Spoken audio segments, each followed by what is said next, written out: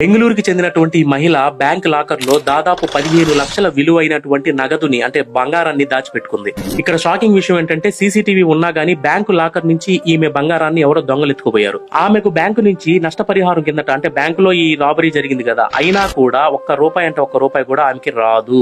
నా ఆస్తి మొత్తం కొట్టేసి నన్ను బెకారుడు చేసి పొమ్మంటారేంట్రా? ఆర్బీఐ గైడ్ లైన్స్ ప్రకారం ఏదైనా బ్యాంకులో సడన్ గా దొంగతనం జరిగినా లేకపోతే అనుకోకుండా మంటలు చెలరేగినా ఒక్క రూపాయి కూడా బ్యాంక్ లాకర్స్ లో ఎవరైతే సేవ్ చేసుకున్నారో వాళ్ళకి అసలు ఏది పరిహారం కింద ఇవ్వబడదు. కాకపోతే ప్రతి బ్యాంకు లాకర్ కి ఒక యాన్యువల్ రెంట్ అనేది ఉంటుంది. అంటే 9,000 గానీ 10,000 గానీ రెంట్ అనేది ఉంటుంది కదా, ఆ రెంట్ కి ఇంటూ 100 అంటే 100 రెట్ల అమౌంట్ అనేది ఖచ్చితంగా ఏంటంటే ఎవరైతే డబ్బును పోగొట్టుకున్నారో వాళ్ళకైతే ఇచ్చేస్తారనమాట.